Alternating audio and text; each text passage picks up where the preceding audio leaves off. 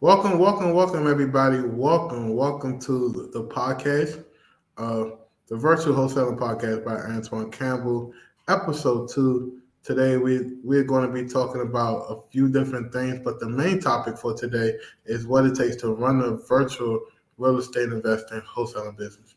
When I mean virtually, I mean literally in the cloud, from your home or wherever you may be. It don't matter. You can be on vacation on a cruise ship. You can be in the basement of your parents' house. It don't matter. It works. And it's a lot of work to go behind setting up a virtual wholesaling business. Most people just think it's easy, but a lot of back end stuff. And today we're going to get into a bunch of it. So if this is your first time listening to the podcast, whatever platform you're listening on, we're streaming on Spotify, on Google, all the different major platforms as well as YouTube. Do me a favor and give us after you listen to the podcast and you feel like you like it, give us a good review, 5 stars, click the bell, whatever platform you're on. That'll be greatly appreciated. My name is Antoine Campbell. If you don't know, I'm a real estate investor from the Washington D.C. area. I've been doing this since 2017, and I love and enjoy it. So I will be teaching and helping you take your business to the next level. So if you don't have somebody that you look at and want advice from, consider having me, right? Like you go to church, you have a pastor, but do you have an implementation coach or mentor or whatever you want to call me? I don't really like saying the coach thing, but I am definitely an implementation person that can help you in your business. So before I get started, I just want to make sure that we have everything that we need to, get the podcast going. And I'm just looking through my notes really quickly. We took some good notes down for you guys today, and it's going to be a really good episode. Like I said, episode 2, what it takes to run your business virtually. And the first thing we're going to talk about is, hello, how you doing? The first thing we're going to talk about is mindset, right? Because a lot of people that comes into entrepreneurship has what we call a broken mindset, where they think that just because they pay for something or just because they watch a few YouTube videos that they're entitled to the end result. And, you got to work on your mindset. You got to understand that pushing forward in your business, it takes a lot of courage, discipline, and tenacity, right? And what I mean by that is you may cold call 10 days straight and don't get no leads. Most people would give up and say, hey, this real estate stuff don't work. So take me to these supplements or these vitamins I can sell to make an extra buck, right? Everybody's chasing a play, a hustle, but no one's really chasing a business. So your mindset is going to allow you to push forward even through the toughest times, right? You may ask yourself, wow, I've been doing this for 6 months and haven't made $1. First and foremost, I don't recommend you using your wholesaling business to live off of and make an honest living. I recommend you use your wholesaling business as an investment vehicle and an investment anchor to be able to invest in other things to create wealth and money. And that's why you see a lot of investors go through their up and downs. They making money during COVID. They flashing, they balling, they on vacation. Next thing you know, they losing everything. They're struggling financially. The world is crumbling. Then they get back to a little deals, and it's this constant seesaw thing. And the reason why most people go through that is because, like I said, they're not disciplined. They don't have a consistent business, and they just running plays. Like at some point, the plays are great, but you need a structuralized business, and you just need to have a mindset to understand that everything is going to work out in your favor. And if like let's say for example, you buy 2,000 leads and you call every single lead, and then you look up and say, hey, no one's picking up their phone. There's a lot of wrong numbers. This list is a scam. This person who sold me this list is a scam. No, you haven't called enough people. So if you did the research to understand and know that, if I look into sales and understand what sales really is, it takes about 7 to 13 calls to get somebody on the phone. You only call the list once and you already tapping out and throwing in the towel. So you better be prepared for a war and a fight if you want to be a successful virtual wholesaler. That's just my honest opinion. The secret to the virtual operations and how to run your business virtually is honestly the VAs, the virtual assistants. That's the magic ingredients. It's like the secret sauce to the McDonald's Big Mac. Like the virtual assistants will allow you to multiply yourself without breaking the bank. What I mean by that, if you got a job and you only able to, you get off at 5 o'clock every day, and you realistically only got 4 hours for your business, so 5 to 9, that's the time that you can really work. Um, you're not going to see too many results. You may see some results, but not no consistent results that'd be worth your while to take that money to make it an investment vehicle for you. So what happens is a lot of people spend the next 6 7 months cold calling, struggling. Um, they're not there all the way. They're like, yo, why am I only getting 2 leads a week? Well, how many hours a week you actually calling? Well, because of my job, I'm only able to call for 30 minutes a day. There's your results. You're expecting for 40 hours a week worth of results doing only 2 hours a week of work. It don't work that way. So that's the terrible thing about a lot of people's mindset, that they think that it's a microwave success. They see everybody on YouTube crushing it, they see everybody on Instagram crushing it, and they ultimately think they deserve the same success.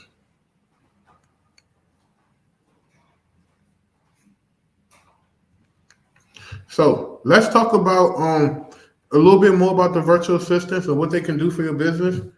Obviously, the virtual assistants can cold call.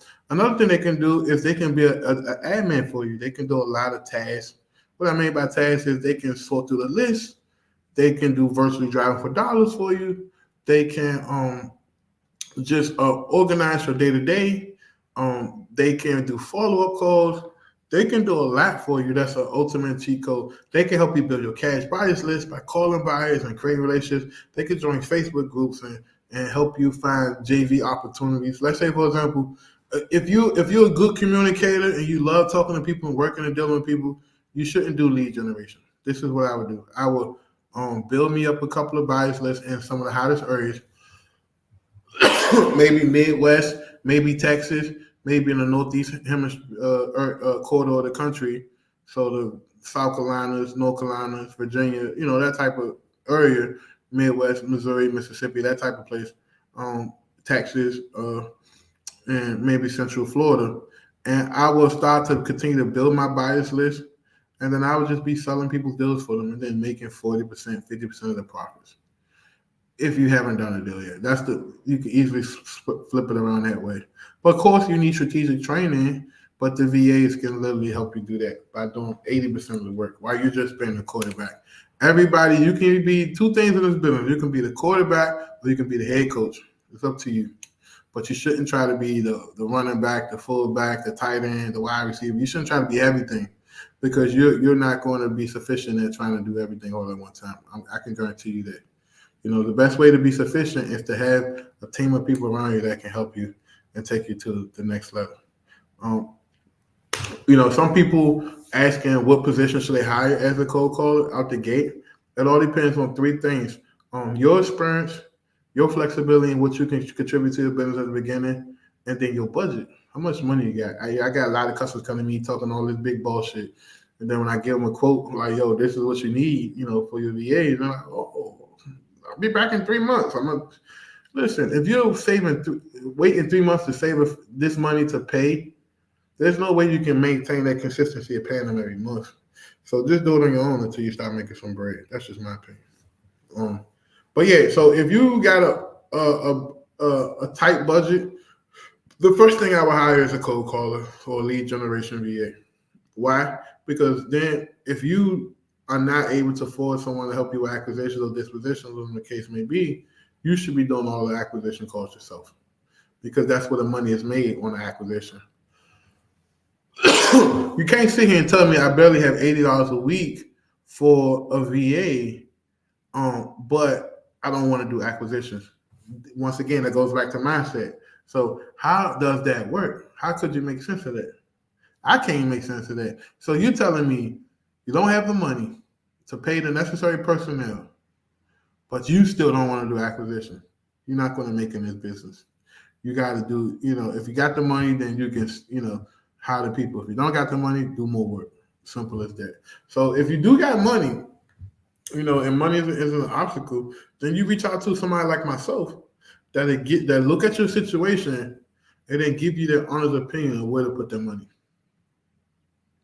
That may be starting off with paying us a nice piece of that money so that we can come in and be your advisor and consult with you, build your team, set up everything, give you all the scripts, give you all the processes so you have a better chance of succeeding. Because once again, 97% of all businesses fail. 3% don't. So what we could guarantee you is you'll have a better chance of being part of that 3% than that 97%. Because we have proven strategies and formulas and spreadsheets and everything for you that gives you a fighting chance to be successful. Now, some people say, oh, I'm not paying that guy no money. I figure it out on my own. Okay, great. But you got to understand, at the end of the day, there's two types of ways you can go about this. Either way, you're going to pay. You can pay now or you can pay later. But either way, you're going to pay.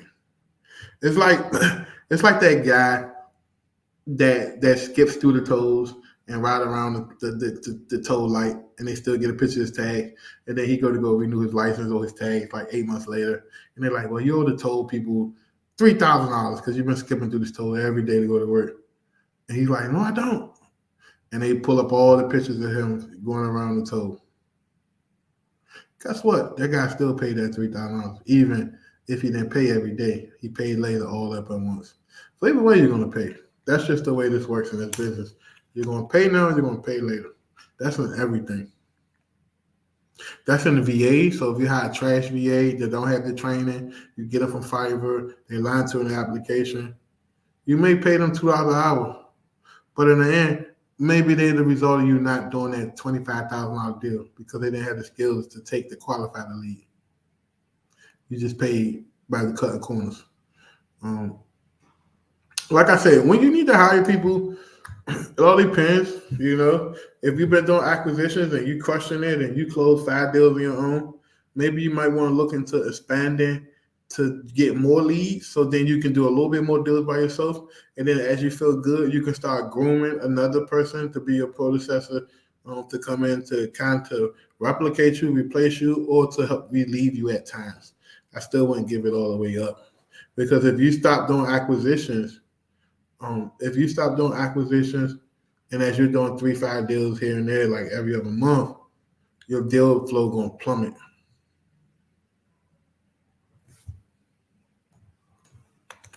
Your deal flow going to plummet.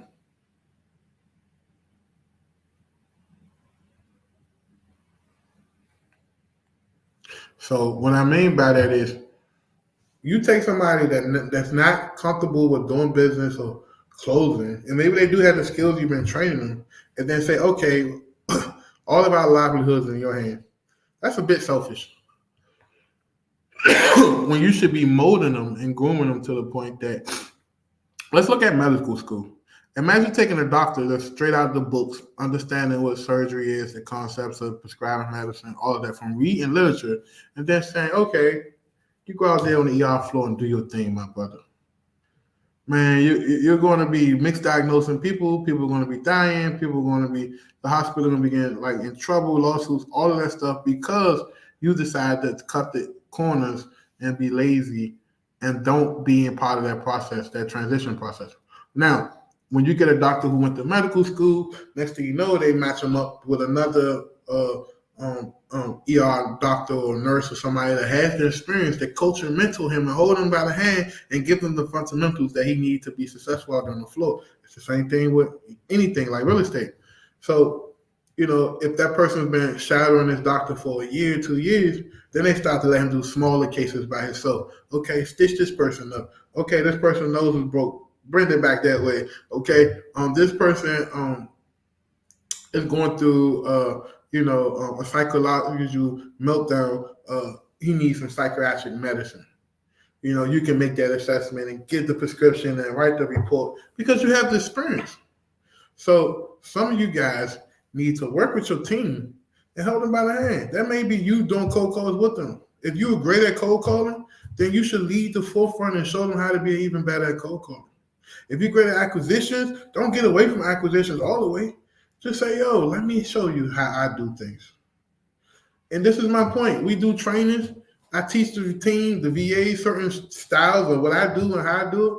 They come back next week. I'm like, okay, let's rehearse it again. And they back to what they're comfortable with, the original script. and it's trash. They're doing terrible, and they're just comfortable because they don't have nobody on the day to day outside when they leave me to tell them that yo, this is what we're doing. You know why? Because most of the clients don't take the time to learn them themselves. Where they have the videos, they have the modules, they have everything, and they just skip over that, and they just want the VAs to figure it out on their own. And as an entrepreneur, that's very irresponsible and it's unsatisfactory. And that's the reason why most of you guys are not closing deals because you're not being hands on your business and you're not allowing your VAs to get the one-on-one, attention and mentoring they need.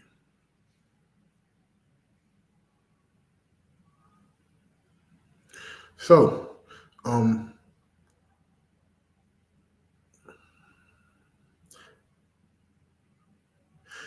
things become a whole lot easier once you get your flow together. You have your SOPs. Like example, when you start to get your warm and hot leads, you're able to look at the leads and understand it and call these people and know that, they may be ready this month to sign a contract and we can do business. Oh man, they're not gonna be ready till the fall time. But I'm gonna still put them on my rotation so they know who I am and remember me once they're ready to make that decision. So a lot of follow up. Your business, the life blood of your business is follow up. So when you only calling people once or twice and forget about them, you're leaving a lot of money on the table, right? There's clients, and all my businesses where, we do a lot of follow-ups. Hey, are you ready? We want to talk today? How are you doing? Because at the end of the day, you don't know when a person's ready to pull the trigger. You can't think for people. And that's one of the biggest mistakes a lot of entrepreneurs make in every business is they want to think and assume what a customer or a client or seller may do. Oh man, they're not going to take $50,000. I checked Prosper and they owe $70,000. How they going to take 50? You don't know. How do you know if they pay cash? They hit the lottery or they got a settlement, they pay their house off, and now they just need to liquidate it because it's not serving them in whatever capacity that they used to serve them anymore. So that's the biggest thing that I want to tell you guys when it comes to what it takes to run a wholesale business. The mindset thing, the understanding how to lead from the forefront, the discipline, to being able to work your business every day. You can't just, cold call Mondays and Wednesdays and think you're going to do 5 days a month. No, it's not going to work that way. So having that tenacity and that courage to know and understand that, it is what it is. So that's my biggest thing for you guys in this episode is to really work on that mindset because if you don't, you just throwing money at the wall at this point. If anybody out there telling you that, just go get a mentor, he'll solve all your problems. No. A mentor can't do 80% of the things that you will have to do to make your business successful. They're just advisors. They're people that are just going to help you and ask questions. But you know why most mentorship don't work? Because you don't know the quality questions to ask the mentor in order for it to be effective. And let me repeat that again. You don't know the quality questions to ask the mentor in order for the mentorship to be effective. So if I got somebody that's focused on and specialized in cold calling or lead generation, and I'm asking questions about disposition, how much value do you think he can really give me if disposition is not really his thing? So that's the biggest thing I want you guys to understand is you got to know what people and what roles that they play in your business in order to put value on them. Like, I'm going to tell you right now, I might not be the guy for you to talk about innovations. I might not be the guy to talk about subject to.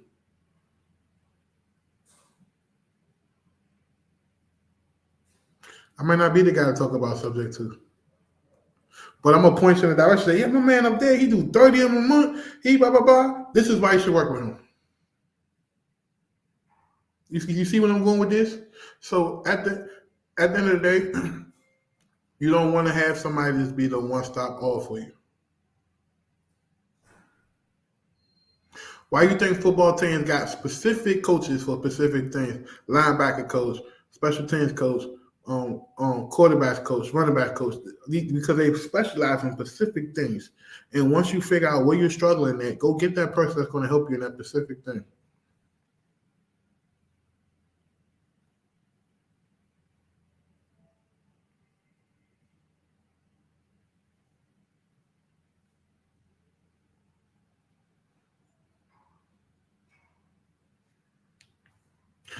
So what I want to leave you guys with is, if you're on the fence about, maybe you started 2 months ago and you've been calling by yourself, you've been struggling by yourself, you had two VAs offline and they're not working out, you went to a 3-day event, it's still not helping. The issue is you're not getting, everything you need specifically for specific things in your business. So if you're already generating leads, but you can't get contracts, then it's not a lead generation issue. It's a sales issue. You're not able to close people over the phones or sit at the coffee table, whatever the case may be. So that's something that you want to address. Okay, if you're getting leads and you're closing contracts and you for some reason just can't find buyers, then what that may be a cash buyer relationship issue where you're not speaking to enough cash buyers and building relationships with them so that when you get a deal, you can profile the deal and identify who this deal should go with. The biggest thing I hate to do is send out a deal to 500 investors on my list, not knowing and understanding who or what might want that. But if I get a deal and I know that, oh man, it's a duplex, it's on this side of the neighborhood, it's in this zip code, it's at this price point, I got 6 buyers right now that will take this deal sight unseen. Go to them first. But you're not taking the time to pay attention to the details. See, the money in any niche or any industry, anything you do is made in the details. Who in their right mind would buy a $600,000 Lamborghini? A person who loves the details of a car. Who in their right mind would buy a $3,000 Louis Vuitton purse? A person who loves the detailed stitching of the leather. Who in their right mind will buy a $3 million painting? A person who loves the detail of the painting so much that money isn't even an obstacle. So that's one of the biggest things I want you guys to understand, is the money is made in the details. That being said, if you're brand new to following us, I want you to head over to my website, CEO929.com. Just check it out. We got blogs over there. We got value over there. Got a lot of good stuff on that website for you. Another thing, if you're on my podcast platforms, head over to my YouTube channel. Just Google Antoine Campbell and watch some videos. We cover a whole lot of different things in real estate. If you are interested in working with me and my team to get your business to the next level, we help hundreds and hundreds of investors over the years. Reach out to us through the link in the podcast show note or the YouTube video show note. It's at the bottom of the video. We see all the links. Book a call, get on a call, and we'll talk about your needs and figure out how we can help you. If you know for a fact that you're dead broke and you don't want to put in the work, don't book a call. Because we can't help you. We can't make you do the work. We got plenty of YouTube videos that'll give you strategies that can show you how to get to your first deal without spending a little break. But if you're like, yo, I'm ready to invest in myself and my business, just book a call, see what we can do to help you. This podcast is sponsored by Approval. I just want to give you guys these things before we go. I think it's very important to talk about this. I think every entrepreneur should have at least a 720 credit score, because that'll get you an opportunity to, to literally use credit to fund your business, to fund your marketing, pay your VA salaries, whatever the case may be, to hold you over to the next closing. It gives you opportunity to leverage money. Now, I'm not saying be reckless and go ball out and go buy clothes and jewelry and then don't have the means to pay it off. But what I'm saying is be, responsible. So Approval, Aproovel. Head over there, you get your free credit audit, and they'll hook you up. And then if you need a virtual assistant, we got you $4 an hour. If you're ready to go, there is a onboarding fee. They'll explain to you how much the onboarding fee is based on what you need once you book a call with us in the show notes. So it should say something about book a call to hire VA. But other than that, it's been an amazing episode 2. Follow your boy on Instagram at CEO929. We're going to leave you with these videos with our paid sponsors, and I'll see you on episode 3.